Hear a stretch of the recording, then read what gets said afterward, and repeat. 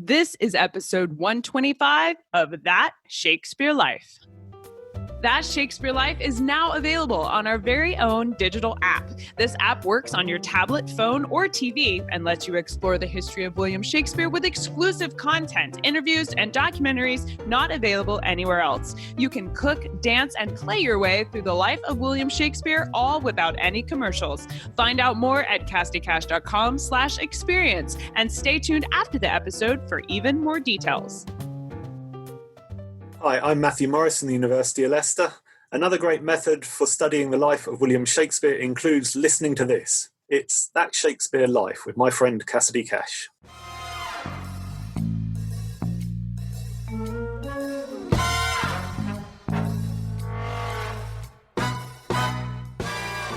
It used to be that the universities would elect their own chancellors, their presidents, their heads on their own. But by Elizabeth's reign, it becomes basically a royal nominee that is either, again, it could be Elizabeth, it could be the Privy Council, but a lot of the chancellors are actually drawn out of the Privy Council itself. And Francis Walsingham, who is Elizabeth's kind of spymaster, he's not actually a chancellor, but he's also really heavily involved in the universities. So they are really sort of making an effort to put their thumbprint on everything. Welcome to That Shakespeare Life with Cassidy Cash. Cassidy believes that if you desire to successfully learn or perform Shakespeare's plays, then understanding the real life and history of William Shakespeare himself is a must. That Shakespeare Life is the podcast that helps you go beyond the curtain of some of Shakespeare's most iconic works and explore the world of early modern England as Shakespeare would have lived it, learning from the writers, historians, and performers who know it best. And now, here's Cassidy. When Queen Elizabeth sought to root out Catholic uprising in her country and to quelch potential plots against her in England, it's well known that she turned to spies and spymasters within her court to find, identify, and execute anyone who was a threat to the crown.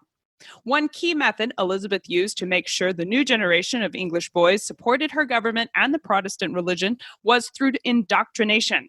What better place to teach them how to act and how to think than at university?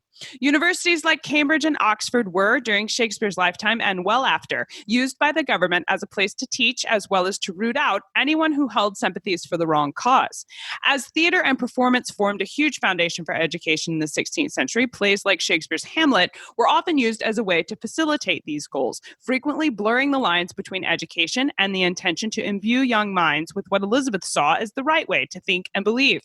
Our guest this week, Robert Stefanek, has researched Spies in Elizabethan England and how Hamlet, being a student at Wittenberg University, may be much more than a passing nod at his youth and status as a student.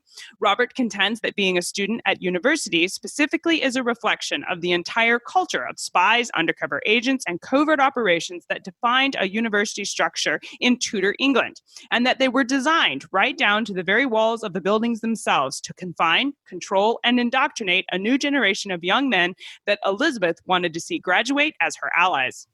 Robert Stefanek works in early modern theater in its historical conditions of performance, particularly at the intersections of theater, architecture, staging practices, audiences, and social and political history. He has published articles on the role of traveling players in forging early modern English identity and on university drama and spying. Currently, he is at work on a book called Coriolanus and the Death of the Human that explores the play's post-humanism, feminism, and critique of representative government. He teaches at the United States Air Force Academy. Hello, Robert. Welcome to the show. Thanks so much. Very happy to be here. In Hamlet, the title character is a college student. He's returning from school for a funeral, and the play is about all the ensuing events that occur after that. Many people assume the tragedy, and indeed the chaos that occurs in Hamlet, is due purely to artistic license on Shakespeare's part. However, Robert's research indicates that at least when it comes to secrecy and covert operations, there may be a historical basis for connecting Hamlet, the character, specifically to a university. Robert, were universities actively spying on their students in the 16th century? I think occasionally they might have been spying on individual students, but the term I often like to use is surveillance for what's going on at the universities, just because it's a little more dispersed, a little more generalized. So the 16th century is a period of this really massive transition and changes in English society, and this includes at the universities. Part of it is religious. There's sort of this rapid shifting back and forth between Protestantism and Catholicism that's going on. And there's also another transition happening parallel with that, from a sort of like a more sort of localized identities to a more sort of centralized state and a more of a growing sense of a national identity. And the universities are part of both of these changes.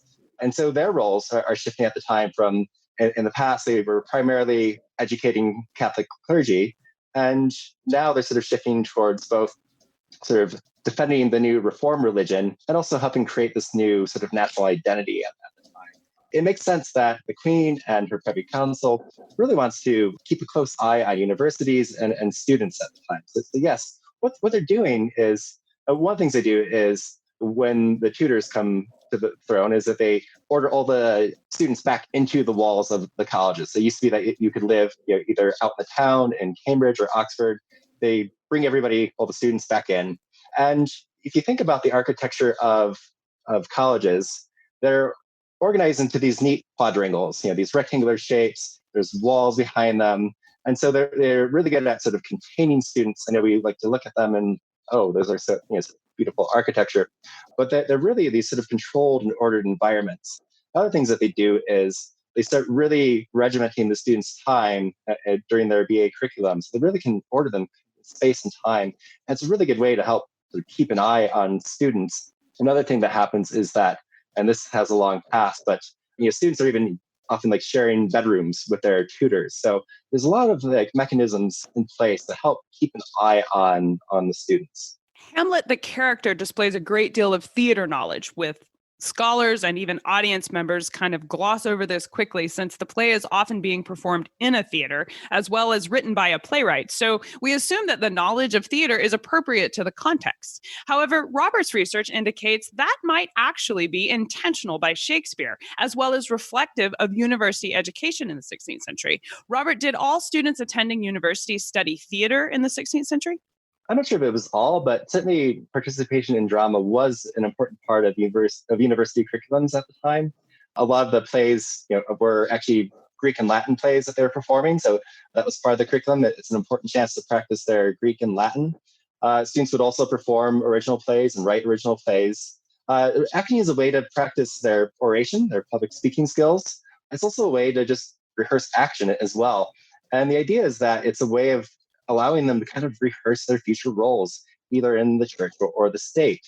So back to Hamlet, one of the things Shakespeare does, the Hamlet story is quite old. It goes back at least to the 13th century. But when Shakespeare writes Hamlet, his version of Hamlet, one of his important changes is making a lot of these characters into students. So it's not just Hamlet. So Polonius, Claudius's counselor, and he's also this kind of aspiring spymaster. He mentions at one point he's got this university theater background. He played Julius Caesar when he was a university student. And one of the things we see Polonius doing throughout the play is he keeps staging these scenes to spy on other characters, right? So he does it to Hamlet, but he does it to his own son, Laertes, at one point, after he gives Laertes permission to go back to Paris after the marriage of Claudius and Gertrude. He finds this spy, Rinaldo, and he sends him to follow Laertes to Paris. And he gives Rinaldo a script. He says, oh, here's all the questions you can ask people in Paris about not just Laertes, but any other Danish people that are there. He does it to Ophelia at one point. The sort of famous to be or not to be speech is actually a scene that's been set up by Polonius. He hides himself and Claudius behind the arras, between the curtain on the back of the stage. But before Hamlet comes out, he has this little side chat with Ophelia and says, here, when you go up to Hamlet, read on this book and pretend you're being really devotional, and then you're going to approach Hamlet. And the whole idea is that they're trying to figure out whether Hamlet is in love with Ophelia, and that's why he's acting out in the way that he is. So Polonius has set that up, and Hamlet, on some level, at least suspects that he's being watched. So he's able to turn the scene around.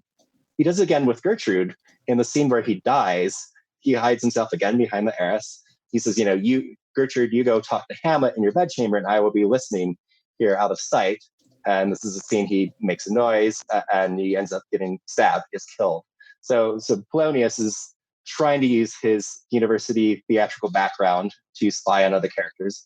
And we see this definitely with Hamlet as well. So we know Hamlet has come from Wittenberg, from the university there, and that's important, of course, just as a birthplace of the Reformation, another sort of site of contestation at the time. Contestation, and maybe that's has something to do with Hamlet's.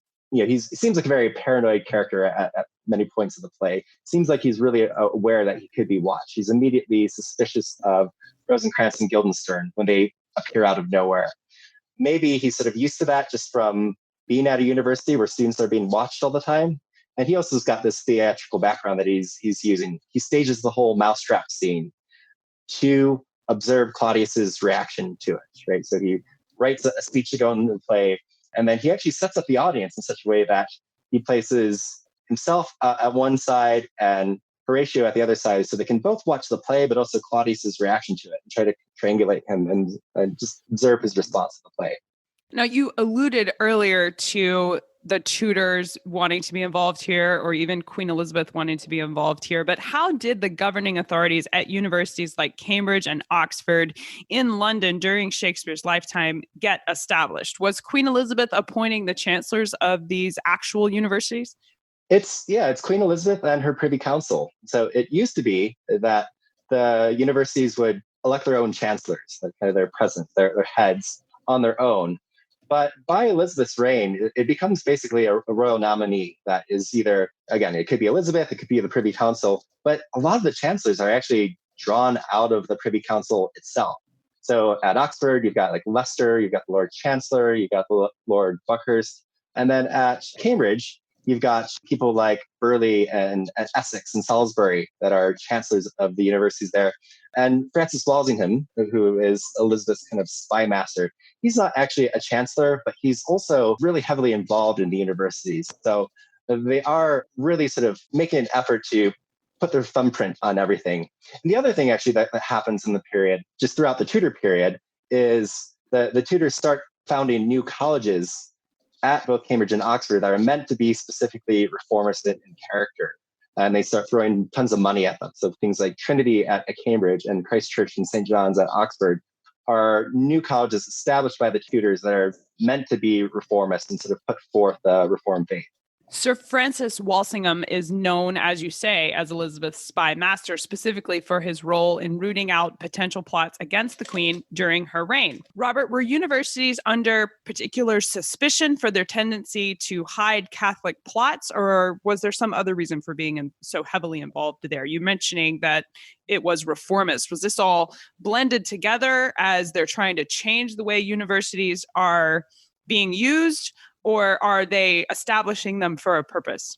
There's definitely plots that are happening that are ongoing, and especially with the Jesuits are involved with them. And so that is one concern that's going on. And there's some debate how many of these plots are real and how many of them are just projections actually by Walsingham or the Privy Council. But a lot of these plots involve attempts to free Mary, Queen of Scots, who is living basically under house arrest for the latter years of her life, and free her. She's Catholic, sort of free her and then get her.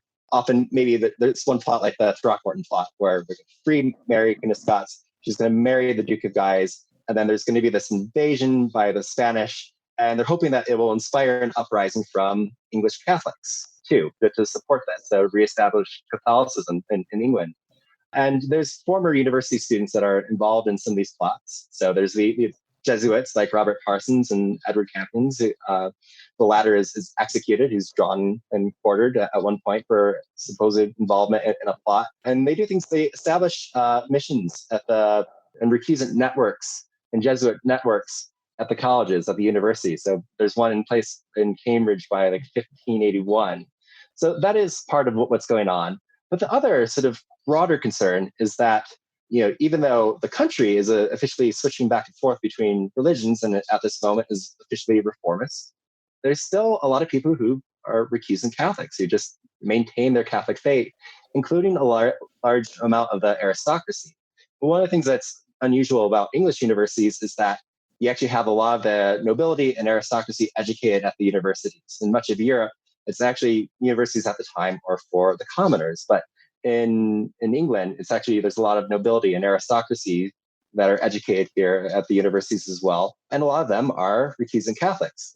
Michael Quester says something around 20% of the English aristocracy in the period remains Catholic.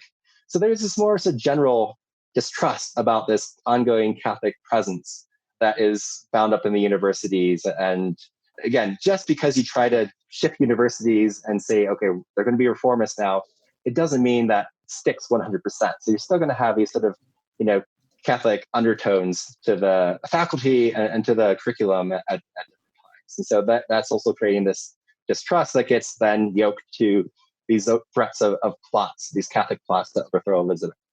So as general hotbeds for Catholicism, or at least a place where a large population of Catholics were sort of congregating, when studying William Shakespeare's own education, Christopher Marlowe frequently comes up as an example as one of Shakespeare's contemporaries who was specifically university educated. Robert's research indicates that Marlowe may not have been at Cambridge simply to study, however, but instead that maybe he was a spy. Robert, was Marlowe sent to Cambridge by the Elizabethan government? Probably wasn't initially sent to Cambridge by the Elizabethan government, but there's definitely evidence that he was recruited at some point while he was studying at Corpus Christi College at Cambridge. There's just shreds of evidence that people have gone and dove into the archives, and it's, there's no like smoking guns. So a lot of it's circumstantial. So I want to be clear about that. But we do know at some point that Christopher Marlowe goes over to Reims in France, where there's this college for English Catholics. And there's some debate, like, is he sent there to spy or not? He gets sent to the Low Countries at one point. He gets caught up in this counterfeiting scheme that seems to be connected to the seditious plot by English Catholics that are also living there. And so was he spying on that network? Was he kind of playing both sides? Is he working as an agent provocateur? Or is he just trying to hustle and make some money on the side? We don't know.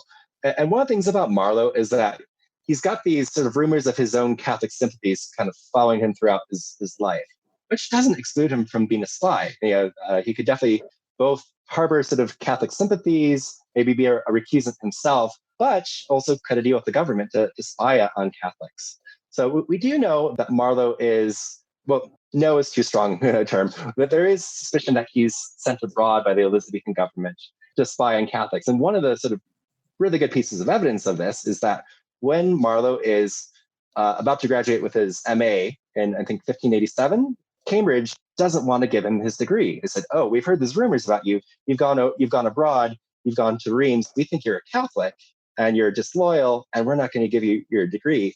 And the Privy Council actually steps in, writes a letter to Cambridge and says, "You don't know what he's been doing in the service of Her Majesty. You will, of Her Majesty, give him his degree." So this is like, Wow. So I did my master's at University of Southern California.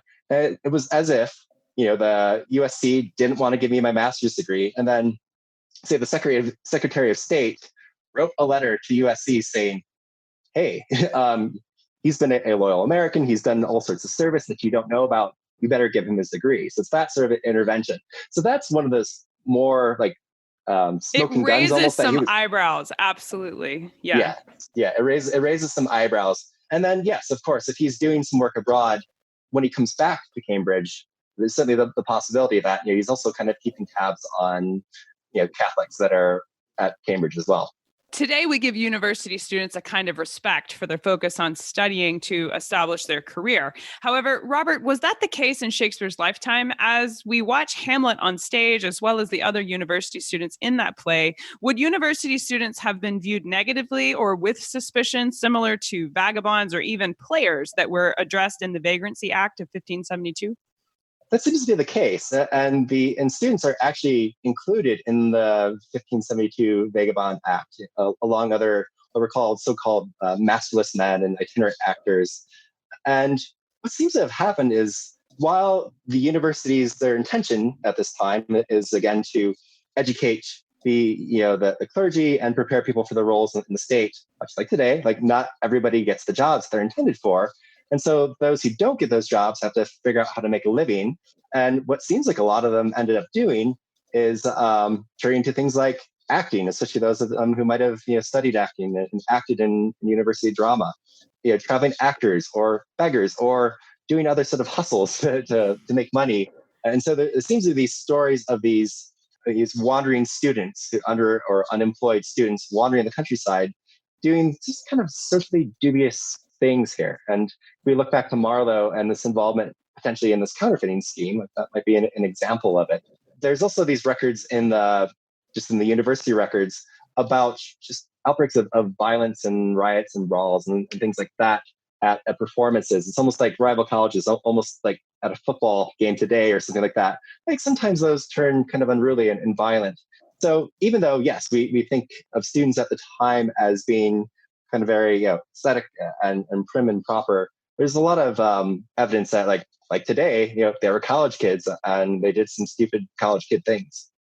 Now, you've alluded to this, but I want to put a finer point on it by asking whether or not colleges and universities in Elizabethan England were specifically being used as a means of government indoctrination to try and create this new group of adults that were growing up, and they wanted them to adhere to the Elizabethan definition of correct thought and behavior. Was that the purpose of universities?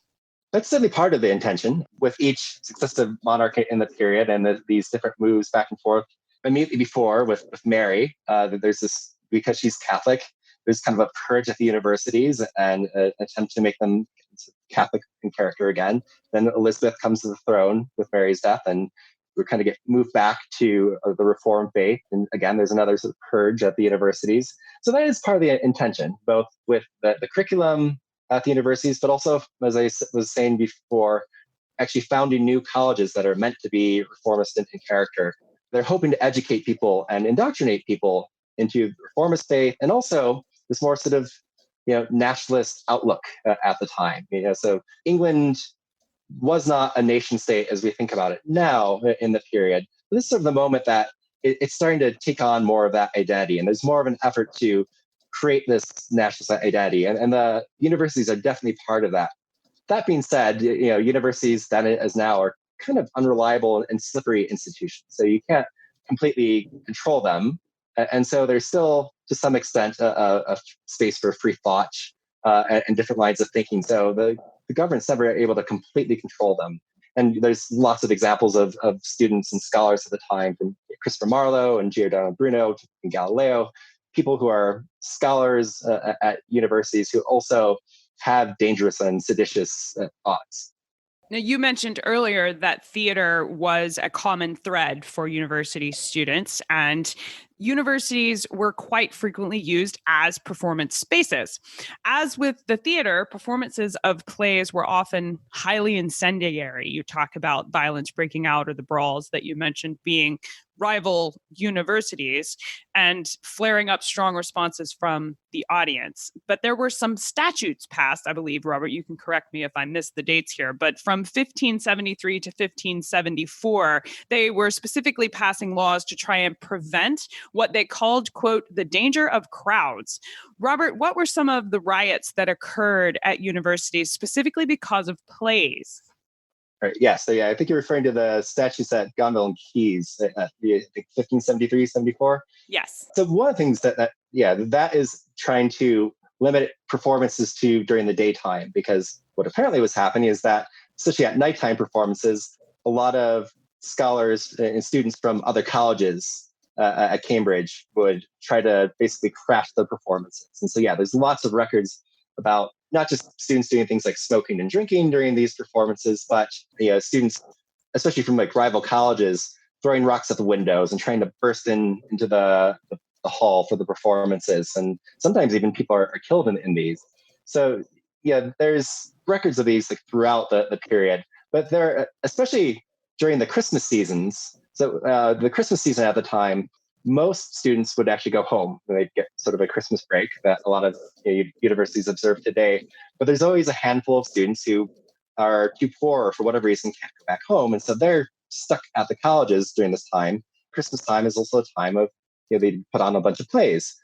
And these, especially for whatever reason, these students stuck here over Christmas break, seem to be a time where we get a lot of riots between rival colleges. So there's one, especially like in the early 17th century, or like early into the reign of James, there's a big riot in Cambridge between Trinity and St. John's. There's one at Oxford between Christ Church and St. John's, Oxford. It's almost like the soccer hooliganism or something of the day, where It's this way for rival colleges to take out their animosity towards each other. That for whatever reason, theatrical performance becomes sort of sites of that, sort of flashpoints, where sometimes you get these riots breaking out between colleges. Robert's paper indicates the very shape of the temporary stages constructed by universities for play performances was designed to control not only access, but the audience members' behavior and to exploit the location of the gentry in the audience for a laugh. Robert, what was the architecture of these temporary spaces like, and why do you think it was used to control students? Was it because of these riots or something else? Yeah, so this is one of the really interesting things I found, which is so most of the performances were held in the college halls, like the dining hall of a college. And I always thought that, oh, they're just going to maybe set out some chairs or something like that. They would actually construct a theater in the hall for these performances, especially around the Christmas season where they're going to have several nights of playing in a row. And they had all these materials on hand, so they could build the stages pretty quickly, but they would build a stage, like a raised stage on one end of the hall, and then galleries surrounding the back and sides for elevated seating. And then you would have on the floor, below and in front of the stage, you would have space for people to stand or sit. And at the universities, how they would actually, they often do it, is they would make the students be on the ground, right? So they're almost the equivalent of the groundlings in the Globe Theater. And then around the back and sides, you would have university officials, professors, president, chancellors, sometimes like the Lord Mayor and other civic authorities there as well. And they're placed on the back and side. So they're in a place where they can both look down the play, but they can also look down at the theater. So I like to think of the theater in the period as a technology, on one hand, yes, for entertainment, but also for things like, creating an ideological or religious worldview, forging a national consciousness. And it's also, I think, a space where you can observe the response of the audience to the ideologies that are being presented to them. So why do I think that this why theaters were used for controlling students and audiences more generally? Well, there's records of this. So on one hand, Montaigne, in one of his essays, actually advocates that towns build theaters so that the populace can be collected in front of the magistrates of the city. There's a record of a performance of a play called Club Hall at Clare Hall, Cambridge, which is this satire of the townspeople. There's this rivalry between the colleges and then the townspeople living outside. There's always friction between those in Cambridge and Oxford. So in Clare Hall, they actually invite all the townspeople for a performance, and they have them all on the ground in front of the stage, and all the university people are on the backs and sides. And then what they perform is just a satire of the townspeople. And the townspeople are sort of trapped there, surrounded with the eyes watching them on all sides, and they just have to sit there and take it. So we do have evidence of this. Back to Hamlet for a moment. This is something that Hamlet does as well. When he stages the mousetrap scene, and I was alluding to this before, but not only does he write this scene that's supposed to call to mind the supposed murder of his father by Claudius, and let's keep in mind, Hamlet's not positive about this. He's gotten this story from this ghost. He's not sure whether to trust the ghost or not. So he writes this scene in this play, the Mousetrap, and he has it performed before Claudius. And the whole idea is that he's going to see if Claudius reacts or not. And that's going to confirm whether or not Claudius killed his father. And what Hamlet does is, along with writing the play, he has Claudius sit sort of in the middle of the hall, as he would, but then he positions himself again. So he's sort of at one side and Horatio's at the other side, and they're kind of triangulating Claudius. So they can both keep an eye on him and observe his reaction and then compare notes afterwards. So there's lots of evidence for that theater could be used in this way. There's an interesting thing about the mousetrap, though, is that it's really ambiguous, because when Claudius reacts, Hamlet's like, oh, yeah, this is that, there's that smoking gun. But Hamlet's actually made a little change of the story where he's actually made the murderer not the king's brother, but his nephew. So what Claudius could be reacting to there is Hamlet's basically threatened to kill Claudius in front of him. So that could be actually what Claudius is reacting to. There's a lot to unpack there with Hamlet's play within a play and trying to figure out exactly what Claudius is reacting to. But there is the overarching theme of it being a trap and it being an example of spying on Claudius. And certainly that's a theme throughout the play. And I just wonder, given the reputation of universities being connected with Elizabeth's spymaster and having this theme of overseeing what was going on. When we look at the title page of Shakespeare's Hamlet, where it specifically calls attention to Cambridge and Oxford universities, Robert, should we be reading something into that? Did they put that on the title page of Shakespeare's Hamlet intentionally to prepare people for a performance about spies? I'd like to think that, but I think unfortunately the answer is probably no to that. I think on one hand, maybe it does highlight, if anything, the presence of students in the play. So I think that could be there. One of the things we have to, so you're referring to the title page of the first quarto edition, and this is the so-called bad quarto. This is the one where Hamlet walks out on stage and says, to be or not to be, there's the point. It's this really sort of garbled version of Hamlet, where what we think actually happened is one of the actors in the play Hamlet at some point ran to a printer and just based on memory kind of reconstructed the play, and that's what they printed. And we think that because there's one part, kind of minor part, get which, but there's one part that is really precise. Like the lines are all right, and then the rest of the play is just completely garbled. So it's not a very reliable quarto. It's entertaining in some ways and interesting, but it's not very reliable. So we should keep that in mind. But most often, the claims on the title pages, those are meant to sell copies of the play.